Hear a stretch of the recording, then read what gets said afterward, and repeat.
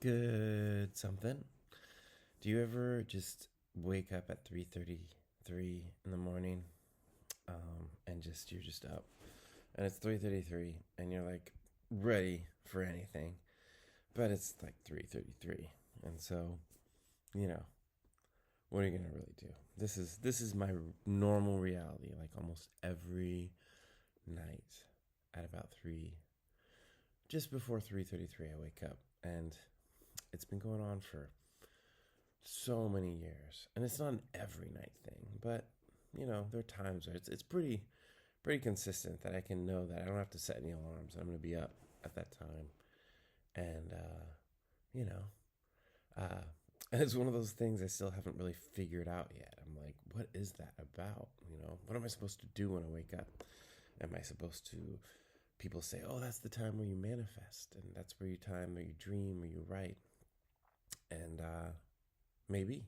Maybe that's what it is.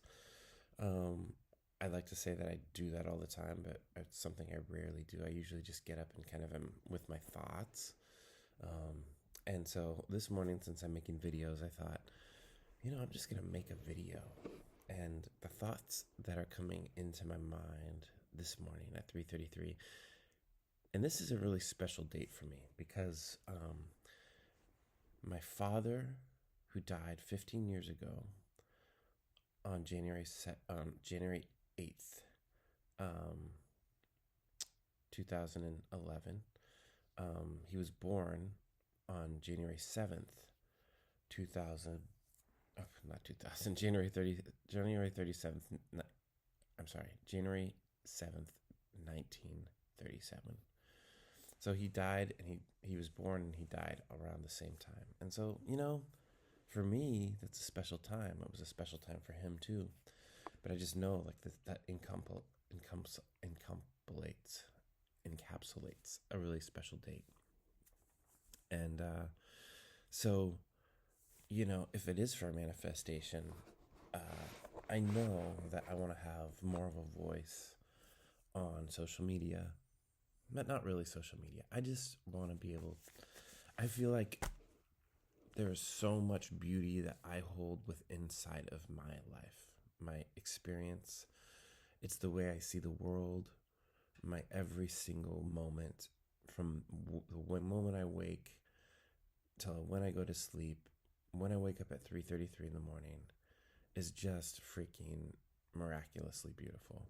You know, I mean, there's been moments when that beauty is like big, huge peaks of like total bliss.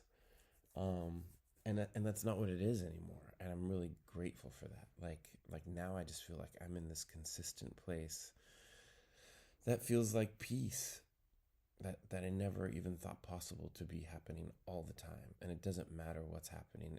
If I'm doing something mundane, if I'm doing something, exciting, if I'm like just sitting in traffic, if I'm, going to the DMV, it's just always just this perfect moment. And I want everyone to have this gift. I feel like it is such a gift, and it's not a gift that I've just was born with.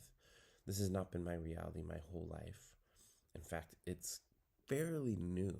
I mean, actually, around the time that my dad died in 2015 or I'm sorry, in 2011 was when it was just starting. Like I feel like one of the greatest gifts my dad ever gave to me was dying. And it wasn't because I didn't like him. I loved my dad very much. I wish he was here. I wish, man, if he could be back right now, that would be a gift too. And I'm sure he is in some ways, but the greatest gift he gave to me was when he passed away, because his life, and he was kind of like, even though I was his son, he was also kind of like my child, in the sense that I really, really cared about his mental well being. And he was somebody who was very worried a lot about my well being because he was my dad. So I knew that in order to guard his mental well being and his spiritual well being, I needed to be a certain way that made him feel less stress. And so I built a life that was not the life I would want at all. It was a life that I am grateful that I built, and it's the lessons I learned from walking that path that I walked because of my father. I wouldn't trade it for anything, but it was not the life I want. It was not my joy. It was like literally I just when I look back now on that, I'm so sorry for myself and those years in a sense because I know how precious time is and how great every single day can be, and I know every day I woke up just doing things that I didn't really want to do, and I didn't think I had a choice, and I just kind of you know bumped around. My best moments in life at that time were going out to eat, or watching a movie, or playing a video game, or I don't even know. Like, it was not that great. Um, but but around that time is when I started this slow process of coming into what it is now, which is just wonderful. It doesn't matter what's going on in the world. It doesn't matter what my life is, what's happening in my life. It's just a really, really wonderful existence. And what I was thinking about this morning when I woke up at 3:33 in this beautiful place. I'm in the most. You can't really see it at all. You can't see it at all. But I'm in a beautiful place. And when I woke up, I was thinking about, I have a recent friend that I met named Willow. And Willow is, I've known them for about a year. And they just have always seemed like a cool person. Like, when I met them, they were like, just definitely the kind of person I would totally hang out with if they wanted to hang out with me. And we hung out every once in a while. We lived in different cities, but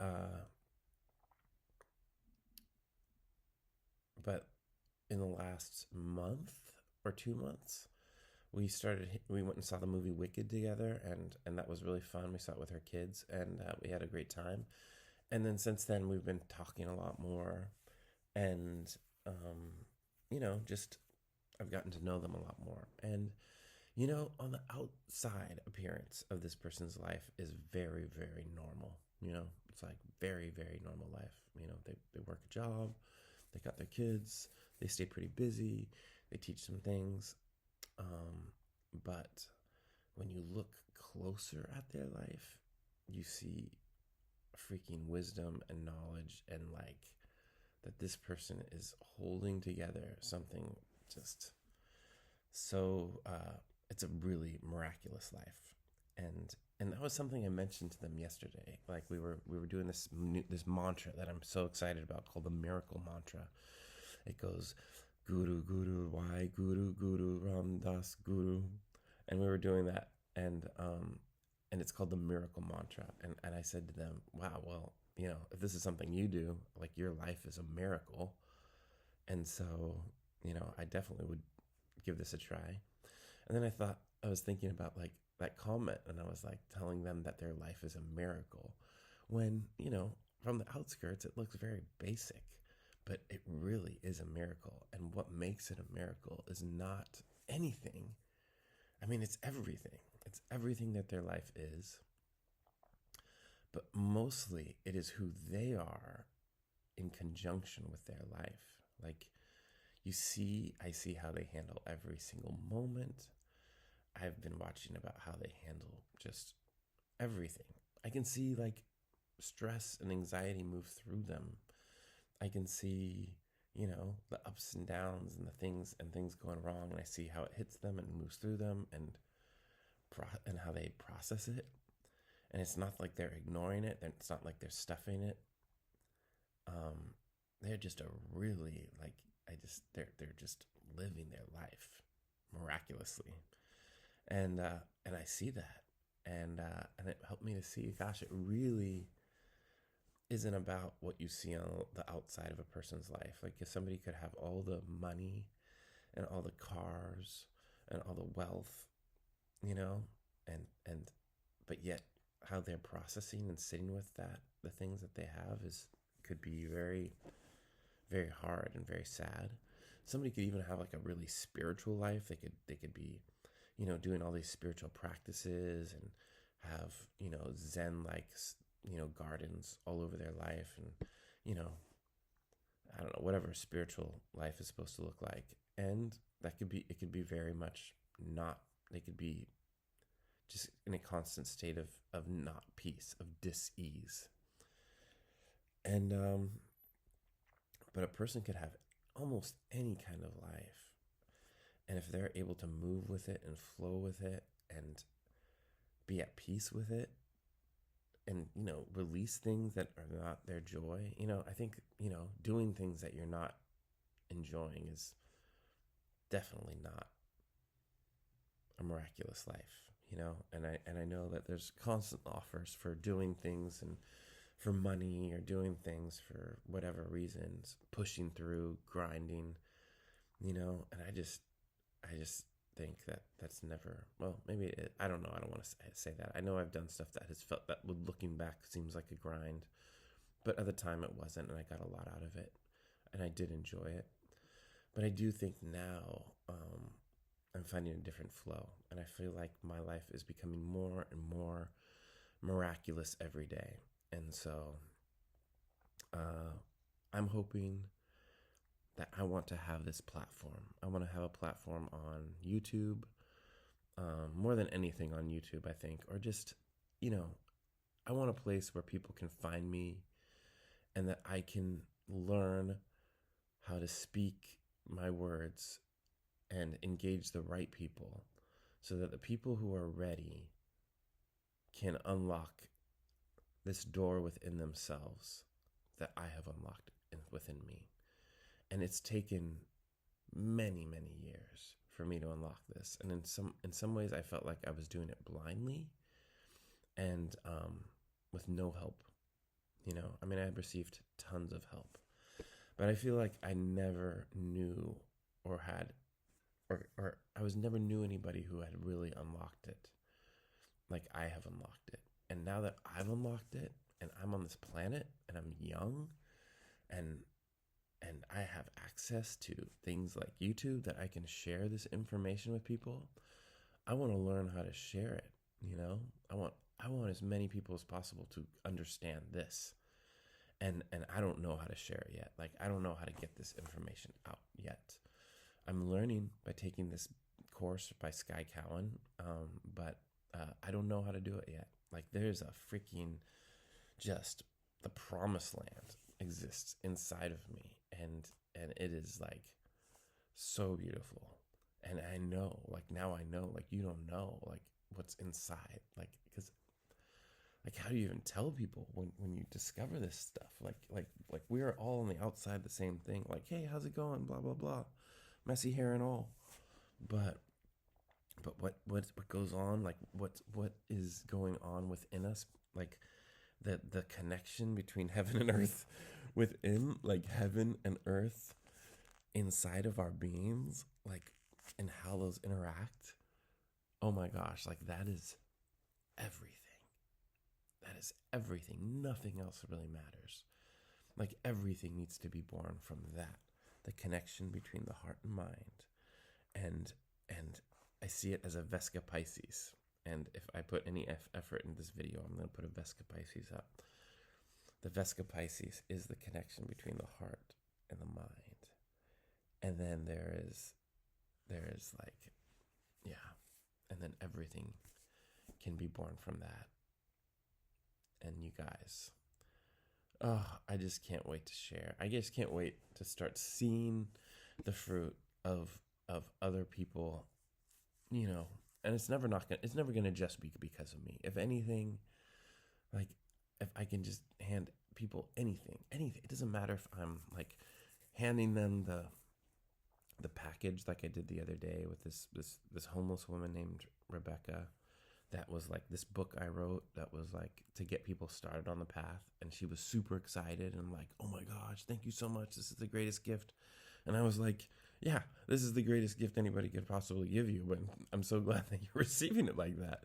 Even though you've got fingers stained from doing heroin or fentanyl. Like, I'm so grateful that as I'm handing you this gift, that is the greatest gift anybody could ever give anyone, that you're actually receiving it as that. Like, she was receiving this gift, more in a more way that was, authentic to what it actually was than I had ever, seen anybody receive it.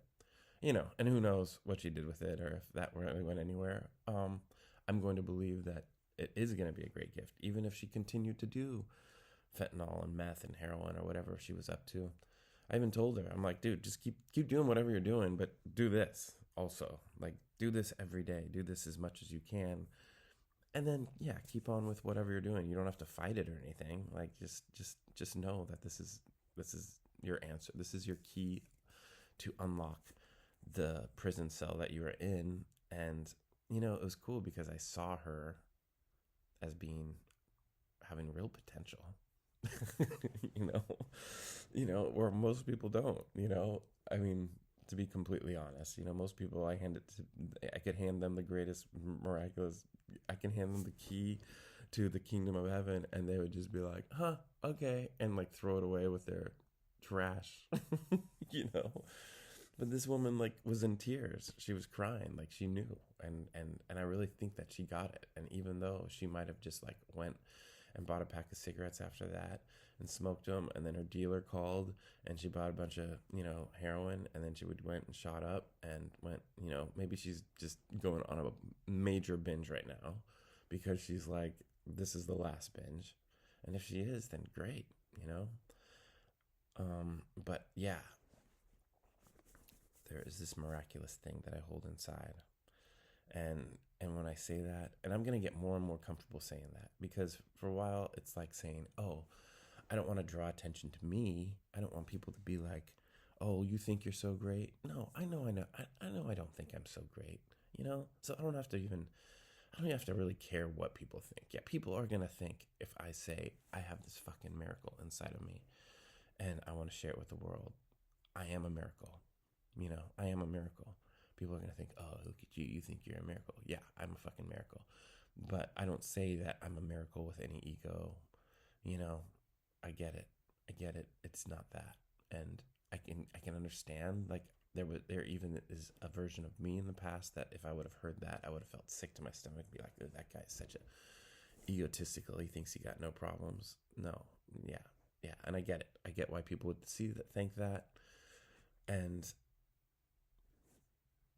I don't know what to say, but I am a miracle of science. I'm a miracle of spirituality. I'm a miracle of life. I'm a miracle, and I definitely had something to do with it. I didn't have everything to do with it. I could have, been the opposite of a miracle. I mean, I was passing a guy on the street yesterday, and he was sitting there in his coat with his bike. He looked like a homeless dude, and he just looked like he had nowhere to go, and was just, didn't look like a miraculous life. And I looked at him and I thought, in that moment, I was like, that could have totally been me, I could have totally been me. And I even thought about like past jobs that I applied for. Like, I remember there was a time where I was working the most shitty job in the whole world. I was working for Verizon, selling fucking Yellow Pages ads, dude. It was the worst.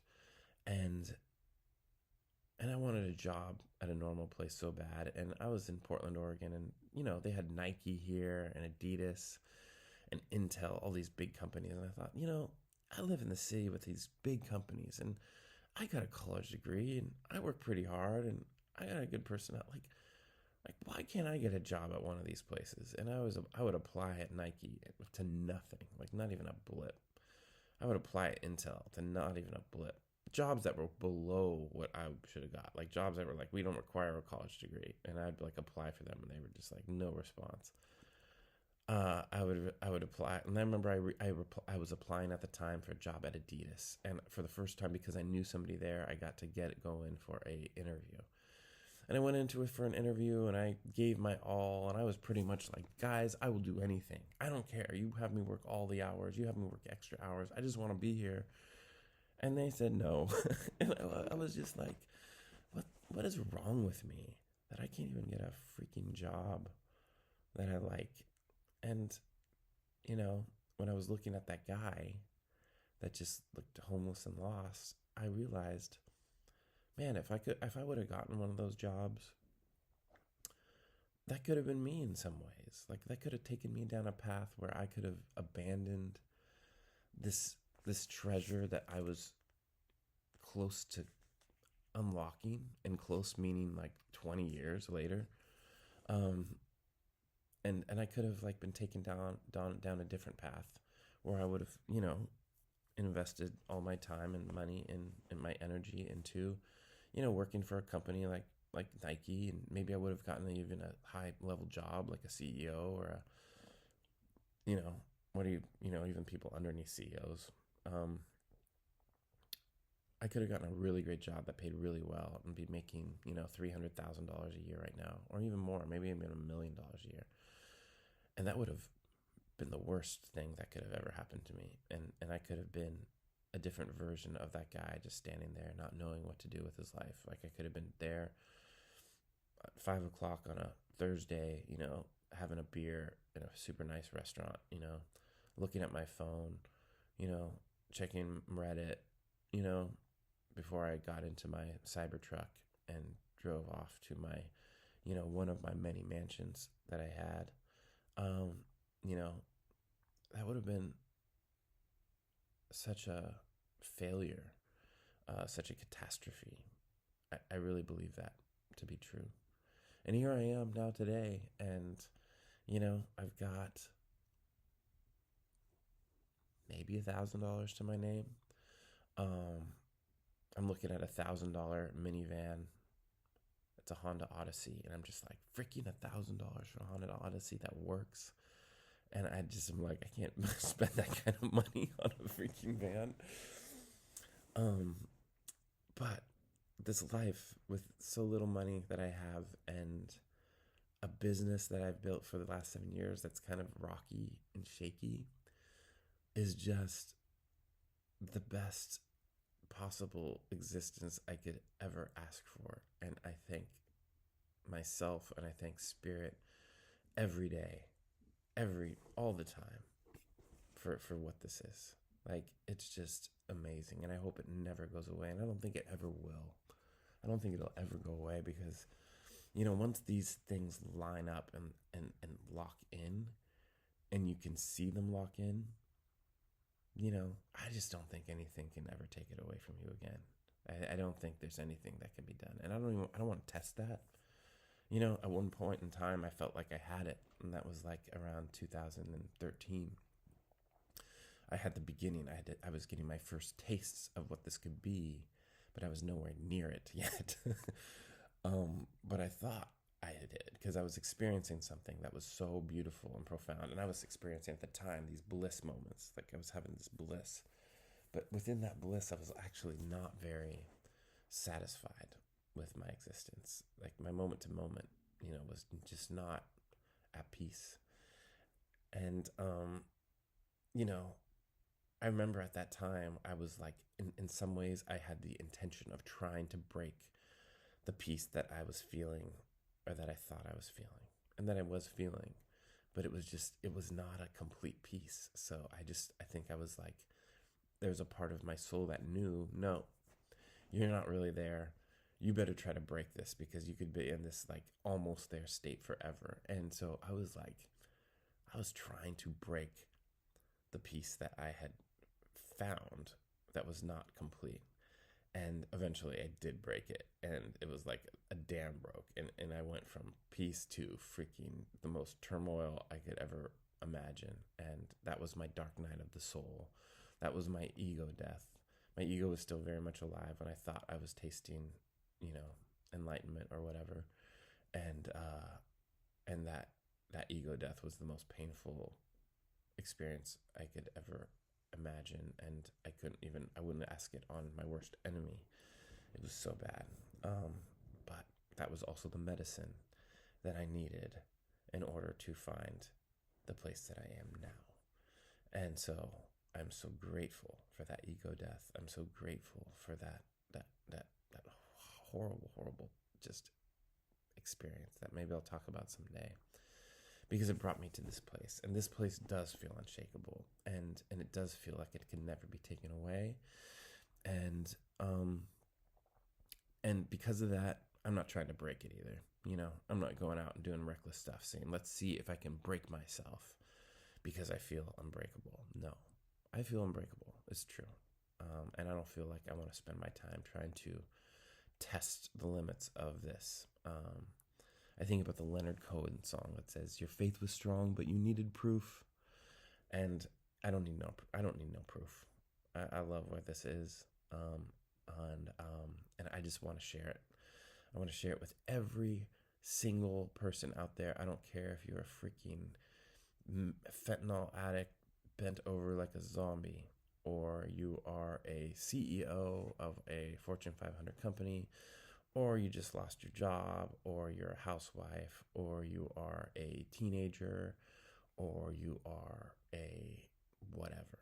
Like, if you can hear my voice, if you or whoever it is, I want to reach those people that are ready for this, and I want to hand it to them on what my version of a golden platter is that will get more and more golden. Right now it's just a few pages that really look pretty good, but tons of misspellings that I printed out at Office Depot, and I just have been handing to people.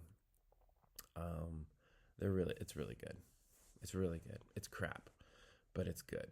And it's the crap is gonna be polished out really fast. I mean, it was pretty much just something I wrote really fast, but it is good. The substance is there, and I'm gonna continue to polish it. I'm gonna continue to add to it, and yeah, and I'm so grateful for these videos. I'm so grateful for Sky Cowan, and yeah, I just, I hope, I'm sure people are gonna find these things, and even these videos that I make at 3:30 with no bad lighting and all that stuff are gonna be watched, and people will get stuff out of them, and I'm gonna learn. I mean, I want to be more concise. I want to do a great job at sharing these words with you. I'm not really looking for the masses. I'm not really looking for anybody. Like I know that some way of doing YouTube is like, you put out video and you gotta get people you gotta do an attention grabber in the beginning, so because you want to grab their attention, you get them to sit around and watch it. Dude, my videos, I don't think they're for a certain type of crazy person that is on a certain path, and I really believe that if the right people start listening to my things, they will realize that there's something here, and they'll watch. But I also want to do a good job at making this dish of super healthy ingredients, which is my words. Like, my words is like a meal that I'm preparing for all of you. It's like, it's freaking like just some substance that I pulled out of the ground that I'm just like, you freaking eat this and you will freaking become like Superman. And it's just like right now, like in this video with the bad lighting and me talking, all over the place, and there's not really any edits. It's just like me throwing it on a plate, serving it up. It's cold, it looks like there's some remainders of dirt in there, and I'm handing it out to people saying, eat this, and they're like, oh, okay, cool, and they're taking a few bites. But I would really like to be able to learn how to prepare this dish in a way, like add some cumin, add some cardamom, maybe the right amount of salt, some greens on the side, maybe have a drink that goes really well with this. Put it on a plate that's like, maybe I've even thrown this plate and made it just so it's just like beautiful plate, heated to just the right temperature, just the right portion. You don't have to eat too much. You don't even know you're eating this stuff because it's mixed in with like, sweet potatoes and, sweet potatoes and kale, and maybe it's got some crunchy pine nuts in there or something. I want to serve this dish, which is heaven on earth, up to the people who are ready for it in the most palatable, delicious way possible. Like, I don't want to make it hard for anybody. Like, I don't think that's the goal. If you're in the place where you can receive this gift from me, dude, I will go the extra mile with you. If I can help one person to get this, if I have to run a marathon or 2 marathons or ultra marathon alongside you and swim across, a river, even though I'm not the best swimmer, I will freaking learn how to swim. I will learn what I need to learn to be able to get this gift to one person. But this is not going to be for one person. This is going to a lot of people. A lot of people are going to get this. A lot of people are going to understand it. A lot of people are going to be celebrating it. And you know what? Once you're here, it doesn't even matter. It doesn't even matter. It's not like people are going to be thanking me. I mean, I think people will be thanking me. But, it's never, it's like you will be thanking yourself. You'll be thanking the divine. You'll be thanking, the divine for using somebody like me to bring it. But, it's like everything. Like, I can't, like, it's true. Like, there is like the cult leader that started the cult, the Christian cult, that recruited me into this Christian cult that I would never ever join again. And I would never ask anyone else to join. I would just, it was so toxic. But gosh, I send him thank you messages like consistently that I know he thinks are weird, because most of the messages he gets from people who are no longer part of his group are like, you're a fucking asshole and you're the worst and you're a psychopath. I send him messages that are so heartfelt, that are just pouring out gratitude, because that Christian cult was a big part of what allowed me to be here today, and so I am so grateful for it. I'm so grateful for my dad, who was, in some ways a tough father to live with.